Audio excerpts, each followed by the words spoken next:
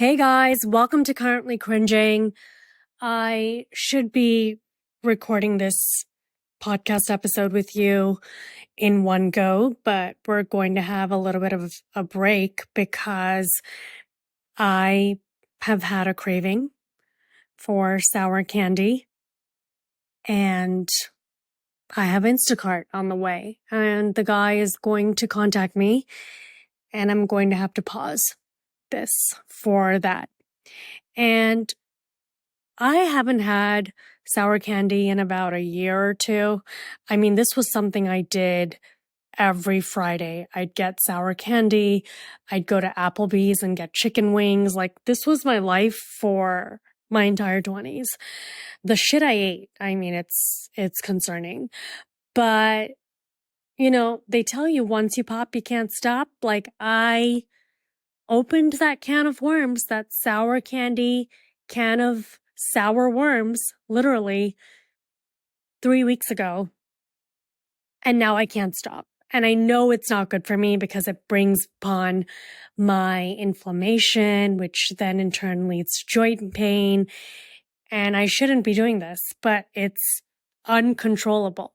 And like I mentioned in some other episode with you guys, when I'm in Arizona, I don't know what it is, I crave sugar.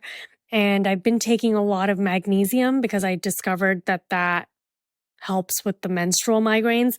And I thought that would help ease the sugar craving when I'm here. And it has not. I still want sugar. And it's only when I'm here. I don't know what happens to my body, but this place is just not good for me. It's hell on earth. And as soon as I'm in the East Coast or anywhere else, really, I don't want sugar. I don't want Coca-Cola. All of it just tastes like corn syrup to me. But when I'm here, I want this sugar, this chocolate, the candy, all of it. And I had been eating chocolate in December, as you know, every day. And then I almost passed out. So I stopped. And then 3 weeks ago, I started this sugar craving Sour Patch thing. And it's mainly because of TikTok. I mean, I've been watching all these TikTokers eat sour candy and Swedish candy's trending right now. And they're all getting it from this place in New York called Bon Bon. And then there's a place in LA called Soccer Bit or something like that. I don't know if I'm saying it right. But I ended up finding a company called Poppin' Candy. They have 1 million followers on IG. I ended up ordering this candy, hitting add to cart, and then checking out, not realizing that this was going to add $16 of shipping automatically because it's coming from fucking London, okay? I don't know what to say.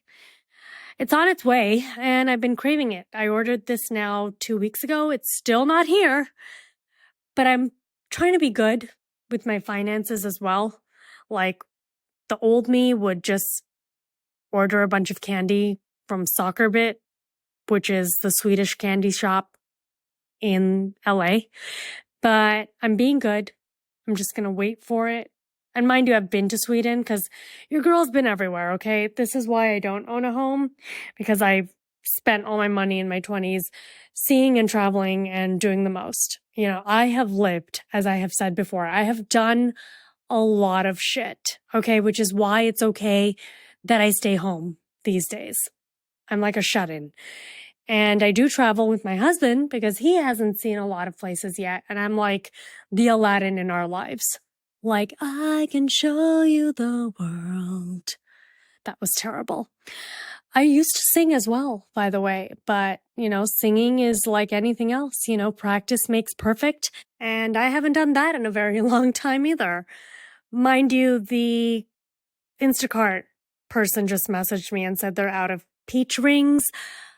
That's all I wanted. And so now I am annoyed because the whole point of this order was to get the peach rings. And now I'm getting a bunch of other things that I don't really want, but that's okay. I cannot believe it has been a week since my show in Toronto. And that is how you say it, Toronto, like Traanto, Toronto. And I practiced that for my Canadian audience. There was so much stress going into that show. I cannot tell you how stressful that was and how long these things take to plan. I booked that Toronto show in September of 2023. And yeah, finally happened. It's a big weight lifted off my shoulders because it was my first self-produced show, as many of you know, because I said that on social media. And you might be wondering, why did you self-produce a show? Why not just go to the comedy clubs? Well, I'm here to tell you why. As many of you know, I had my debut performance, which is insane. The first time I ever performed any sort of stand-up was my own 1 hour long set at Caroline's on Broadway, which is iconic and crazy that that was my first show ever. You know, people work years to perform there. And that was my first show. You know, I was invited to perform there. I think now looking back that maybe they were struggling and they had been inviting a lot of Bravo Lebs and podcasters to perform there when it was really just strictly a comedy club for legendary comics. But, you know, I think the industry's changing and entertainment is changing. And a lot of young people do not go to comedy clubs. You know, comedy is a dying art form. I believe so. Stand-up comedy. You know, to go to a club and perform when so many people are just watching things on their phones. In the younger generation, you know, boomers still go to comedy clubs. I know some millennials that still go. A lot of my friends actually don't go, but I do know some people that go. I started going once I got into this, you know, once I was supporting a few friends here and there who were in the space. But I think that's why I was invited, because it was like, oh, here's someone that we think that can sell tickets, and tickets turn into drinks and food, and that's money for these clubs. And so I'm not discounting myself by any means, but for me to perform at Caroline's on Broadway a decade ago, having come off a reality show, having had no stand-up comedy experience whatsoever, I think you could call it a pipe dream. And it just happened for me. It fell into my lap. And I had always wanted to perform stand-up comedy. But when that opportunity was truly available to me, the show was airing in a pandemic. And so I don't think people understand that, yes, I'm known by a lot of people. Like anywhere I go, people know me and recognize me.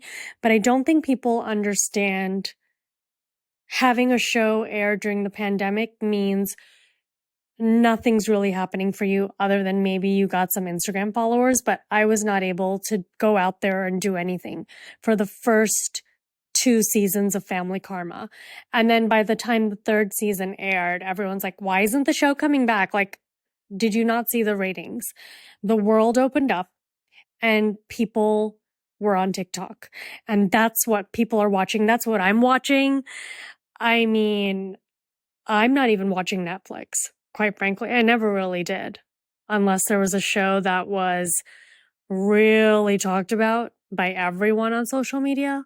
You know, like I watched Game of Thrones, which was HBO. I watched Stranger Things. I didn't watch Bridgerton. But in general, you know, I'm on social media. I'm not really watching TV. Also, by the way, another update, the Instacart guy, I just messaged him, like, you don't have peach rings. Like, are there any other rings, you know? Because sometimes they have watermelon, they have sour apple. And I literally just got the automated message, like, he checked out. Like, he was like, fuck off. We're done. Like, I'm on my way. You know he was still at the store, but he probably was like, shut the fuck up. He also just arrived, and we got our nerd clusters, but we didn't get our peach rings or the strawberry trolley puffs. It is what it is. We will survive. Anywho, I digress, per usual. So that's why I think I was invited to Caroline's, because they thought, okay, yeah, she's a Bravo Leb. She'll get in some people here. We could use the money. And they had a lot of other Bravo Lebs, performing. Like Joey Gorga from Real Housewives of New Jersey had been performing at Caroline's and selling out, by the way. So I kind of did my show there, loved it. It was so fun. Thought it would be a one and done. So I crushed it because there was no pressure. And then, as many of you know, I bombed in my hometown of Miami. But then from there, I toured for 2 years. I went all over the country, comedy clubs all over the country, and headlined. And so my first show was as a headliner, first show ever. And then I toured the country, which is mind-boggling to think of. And people who opened for me, they were like, we've been doing this for 10 years. Like, we've never headlined. And that's when I thought, okay, like, you're supposed to be humble, so I'm not going to say anything. But people did not know that I had only been doing this for, at that time, a year. Now it's been 2 years. People were shook because at the end of the show, I would tell them, I manifested this. And I got a lot of experience and I'm always learning. And some shows are harder than other shows because I put a lot of pressure on myself. Like this Toronto show was insane. Like I was shaking because it was A, my own money, and B, it's my second largest market. My top 3 markets, or let's say in order, okay? These are the top markets: New York, Toronto, Texas, California, Florida, and then London. Just jumps to London. It's crazy. And then we're growing in India. That's a whole other market that's happening right now for me. But I remained humble. But deep down, I was like, am I allowed to think that I'm good at this? Because, God forbid, you've been doing this for a year and a half and you're headlining and you're running around comedy clubs, selling out shows, and also not selling out shows, mind you. But it's like unheard of with no prior experience. But because I'm brown and I come from an immigrant family, I've been taught to not brag, to not have swagger, all the things that you need to have in this industry. I've always been that person that's dimmed my light to let others shine. And I am so over it. I'm turning 40 this year and I am so over that. Everyone called me cocky and a bitch when I finally gained confidence in my outer appearance. And that was during season 2 of Family Karma. I had lost 30 pounds. People said I got plastic surgery. Like, no, hon, I just lost 30 pounds and got masseter jaw Botox because the stress of season 1, my first time ever being on a reality show and launching a business, gave me a Terminator jaw with my TMJ. So I really just got back to my regular face. If you look at photos from me, if you scroll down my Instagram, to like pre-Family Karma, which was 2018, that's when we filmed season 1. I look like me now. I'm just older now. But stress will grow your fucking jaw.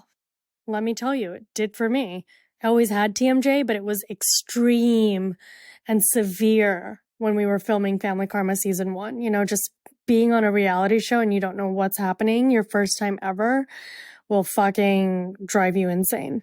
And not to mention, you lost all your friends on the show that year. People that you had never fought with in your entire life. That'll really do some shit to you.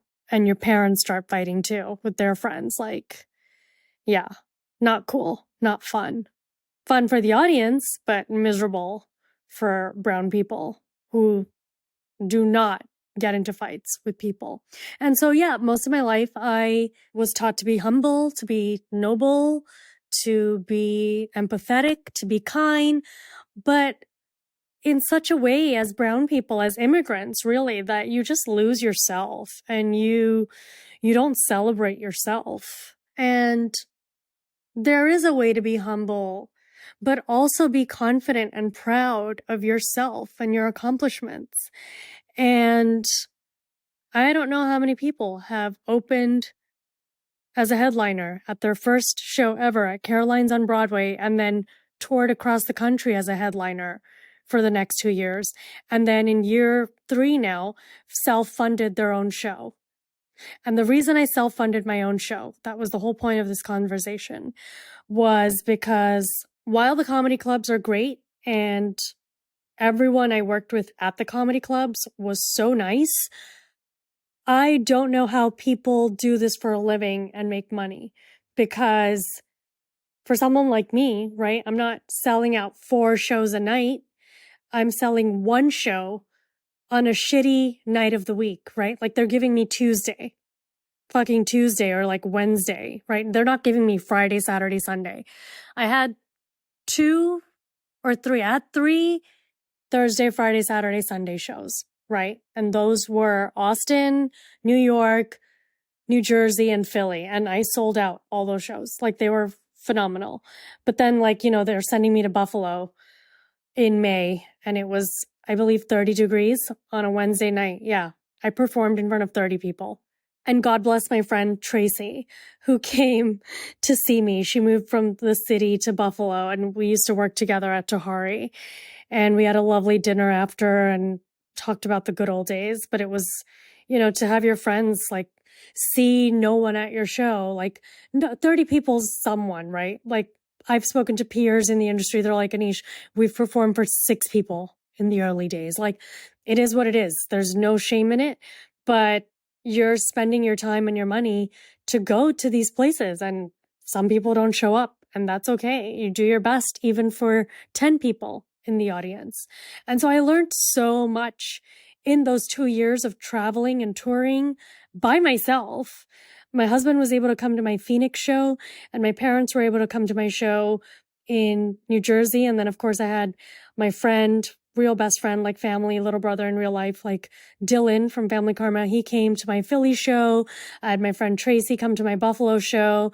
My brother and my sister in real life, my blood brother and my sister, they came to my show in Irvine. They drove an hour. My sister drove me an hour to my show in Oxnard with her dog. Like, everyone has been there for me, rooting for me and rallying for me. I had the best circle in my life.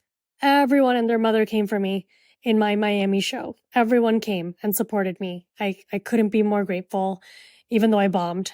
But it was a tough 2 years, just being in that environment where everyone was really nice, but you get your check at the end of the night. And like I said, I'm not selling 4 shows a night, right? So I'm selling 1 show, 1 night. And then suddenly you see like, okay, $800 deducted from marketing, but the club didn't market the show. God bless them, but they didn't. And I was marketing my show. I was running ads, which is why you might see a lot of ads from me, sponsored posts, because that's what you do to sell tickets when you're not A-list yet. And even A-list people have to run ads for their shows. And I see them. A lot of people will run ads before a big show. But I met so many incredible people and everyone was so nice to me. And it was humbling when people who had been performing for 10 years would open for me. But then at the end of the night, they'd be like, we can't believe you just started doing this. And that's when I'm going to toot my own horn and be like, you know what? Maybe I am fucking good at this. Maybe it comes naturally to me. And what gets in the way for me is the nerves, because I can be funny off the cuff just talking to you, but talking by myself on stage with no conversation, like it's just me talking to you, it's very difficult and nerves get in the way of that free flowing improv, off the cuff sarcasm and wit that I usually have. So I try my best to be calm before a show, but it's still hard to this day, no matter how many times I've done it. And I really isolated myself. I stopped talking to like all my friends and everyone in my life just because I really didn't have anything positive to say because I was in the trenches, miserable in Arizona, and then going on tour and loving the show and meeting everyone, but then knowing I'm not getting the recognition I deserve for whatever reason because I'm brown. And I never had that reason my entire life. I've always been recognized for my work. This is the first industry that I'm part of, the entertainment industry, where I am underrated. I am not recognized outside of obviously female comedians who are very kind, who have been so supportive and so helpful. But, like the bigwigs in the biz, the execs, the talent managers, the agents. And maybe it's because I'm older. Maybe it's because I'm old and my content is super niche. I'm 40 with no kids, newlywed. It's not common. And I didn't mention this, but I did have a manager that I shared with a lot of the housewives, big housewives. And she was nice, but she didn't do anything for me. And so we parted ways. And that's kind of when I took matters into my own hands and decided, okay, this was great, but I'm going to self-produce my own shows and just do this on my own. And I think I have never been a brown noser, which makes things difficult because I've never kissed ass. My mom has told me my entire life, you get more bees with honey than vinegar. And guess what? I will give you the honey if you deserve it. But I am someone that has always stuck to my guns and will not tolerate any bullshit. And that's how my mom raised me. So I tell my mom as well, you taught me not to take any bullshit. And you also told me to speak up and to call things out. And so that's just how I operate. I am not someone that is going to kiss your ass, brown nose, or sweet talk my way into anything. It's just not who I am. And I will stand on business. I will stand up for myself if anything's fugazi, as the Italians say, If anything's not right or fucked up, I'm going to call it out. And I no longer call out shit in like personal relationships, which is probably bad. I'm like, whatever. I just like distance myself from people when they do some fugazi shit. But in the work environment, in the professional environment, I will call you on your bullshit. And so I would see these numbers from the comedy clubs and I'd get some paltry amount at the end. And I was like, okay, how are people doing this for a living? And that's all they're doing, or they're, I guess, working a day job, but this is not realistic.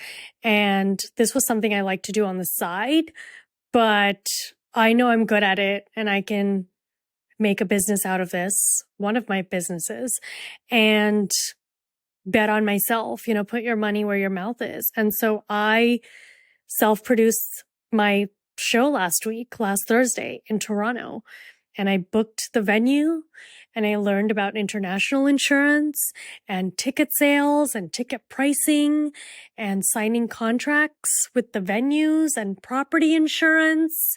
Who knew? And not only did I make a big profit, but I crushed it. People had a good time. And I can say that now because it's done. The only thing that I would have done differently, I should have priced all the tickets the same, but I was just following industry standard. I did tiered ticket pricing and I had the first 2 rows as VIP seating for a meet and greet. So anyone who bought those first 2 rows, they would meet me after. And we'd talk and, do the whole thing. And in every show, I meet everybody. That's just what I do. But this show was different because your girl was paying by the hour for the place. So we couldn't meet everybody. So what I would do differently next time is I would price it all the same and then have the meet and greet as an add-on versus lumping it into the ticket price, which I learned. You live, you learn. But I'll run the numbers for you because I don't gatekeep. It costs $4,000 to rent the venue. And that's including staff and ticket agents or box office, having the sound team and security. And they were all amazing at the Royal Theatre in Toronto. They were incredible. And then insurance, which was a mission to find because I'm not a Canadian citizen and I did not know how difficult that would be. I mean, I think I found someone literally 2 weeks before the show. A company called PAL Insurance, PAL, in Canada, because a lot of the other companies, they needed you to be a Canadian resident. And then I spent $2,000 on ads. And then shocker, the fucking travel, which I should just count me because I'm the performer, but me and my husband, was $3,000 fucking dollars. That's the other issue I have with being in Arizona. It's $10 million to go anywhere because you're like on a fucking landlocked desert, literally. And so it cost us $3,000 for me and my husband to fly to New York to Toronto. There was no direct flight, obviously. And then the hotel, we stayed at the Hyatt Centric. We didn't even stay at like the Four Seasons or the Ritz-Carlton, you know? And the Hyatt Centric was an arm and a leg for whatever reason. And God bless my parents for spending an arm and a leg to come see me wherever I perform. I mean, I'm the luckiest girl in the world. But what was funny, at the end of the show, everyone came up to the stage and it was like, hey, we don't have the time because usually I'd meet everybody, but we specifically had meet and greet tickets for a reason because we didn't have the time to meet everybody. And we knew not everyone would buy the meet and greet tickets. So everyone rushed to the stage, which was pretty incredible and a great feeling. And everyone was so kind and they wanted photos, but we had to leave because we could only do meet and greets with the people that did buy the meet and greet tickets. But I want to thank everyone for coming to Toronto. If you're listening and you came to that show, it was a pivotal moment for me in my journey. And you do the math, okay? $3,000 travel, $4,000 venue rental, and $2,000 on Facebook ads. Let's throw in another $1,000 for like hair, makeup, outfit. And then we had 390 seats at the venue. So you do the math. And I made a good amount, more than I've ever made going to a comedy club. So I know you need the comedy clubs and you go to the comedy clubs to practice before you do the big shows. But for someone like me who's just handling this on my own, I might as well continue on this path. And there were some comedy clubs that were amazing. Miami Improv actually was really fair in the way they paid. But, for the most part, there's more incentive to do this on my own. And I think we're just living in a different world, just fucking do things on your own. Own your shit, literally. Why have someone take 10% or add unnecessary fees and costs that don't really exist? And I feel like we're going to see a big change anyway in the industry, especially in performing arts as well. So if you're listening and you want to do something creative, start small and then go for it on your own. I actually want to visit the small towns now, like the really small towns. I've been to small towns, but now I really want to go to like Nebraska and Arkansas, places like that. I really think there's a market for me there. They may not know who the hell I am, but I know I will make them laugh. And so we went to Toronto for actually 3 days because I hadn't been there since 2019. One of my best friends, her sister got married at the Four Seasons, and I remember being single, and she was single as well. And I went to Toronto and I had the best time there. It's a lovely city. And this time we just hit up all the spots again. I was with my parents. We went to a beautiful Indian restaurant called Adrak in Yorkville, and we tried some of the best pizza in the city, the highest rated pizzas there. It's a place called North of Brooklyn, and then the other place was called Buddy Ali's. Incredible pizza. I got to spend some time with my parents and my husband, and that's always nice because we don't get to do that all the time. And I had a whole set on Canada and the jokes. I did my research and they loved it. And then at the end, I had a couple of people, crying at the show, telling me that I've changed their life, that I got them through their illness. And then someone else said I got them through their depression and they see me as an inspiration. And, that's always the best. There's no other way to describe it other than whatever I'm doing, whether it's for 2 people or 100 people, that's what keeps me going. And I know it sounds so cliche, but to see you guys and a lot of you that I talk to online and then to meet you in person is the greatest feeling ever. There are no words to describe it. And there's a whole path in Toronto, which is an underground mall but it's also your subway station, but it's not like Hood Rat. Like I was thinking Path is Hood Rat, like the New York Path. No, this is like Saks Fifth Avenue underground, which by the way, Saks Fifth Avenue is Canadian, Hudson Bay Company. It is incredible. I mean, we were just walking underground. It was freezing. It was in the 40s, but underground was warm. And we were wondering, where is everyone, when we first got there? And then we realized everyone's underground. And my dad had been mentioning the Path. He kept mentioning like they have this whole underground world in Toronto. And I'd been before, but I'd never been underground. And I was kind of weary. I was like, all right, Dad, maybe this is something you read about like in the 90s. But no, we went out there down and it was phenomenal. I mean, if you're from Toronto, you guys are great. It's like Saks Fifth Avenue underground, the whole city. It's mind-blowing. We went to some cool coffee shops, had some yummy desserts and pastries. I even got my hair done there because I usually always get my hair done before I leave. But my hairdresser here in Scottsdale, she's an adorable 25-year-old. She moved. Literally, she dyed my hair the week before the show, and then she moved, and I had known she was going to move, and she moved the week of my show, and so I didn't get to do my hair here because I'm not trying to risk it with someone new, whereas I'd rather go to like a dry bar or something the day of the show and have like nice fresh hair where there's consistency versus try someone new in Arizona, And that's the other thing, I just get so emo. It's like this hairdresser who has kind of been my friend here. I have a lot of friends here, but I've isolated myself the past 2 years, like I said, not just with my friends here in Arizona, but with my friends in life. I've really just kept to myself. There are only like 4 people I talk to every day. One of them is Ditz, friend of the show. And this hairdresser, she was a big part of my life here, and I feel like her leaving was closing this chapter because I'm leaving. And it's just bittersweet. Like someone does your hair for 2 years straight, in a city where you didn't know anyone and you're glad you found them. And it's hair talk, right? Like you talk to your hairdresser about everything. At least I do. And then from one day to the next, they're gone. And she moved. She moved from Arizona back to her hometown of Denver.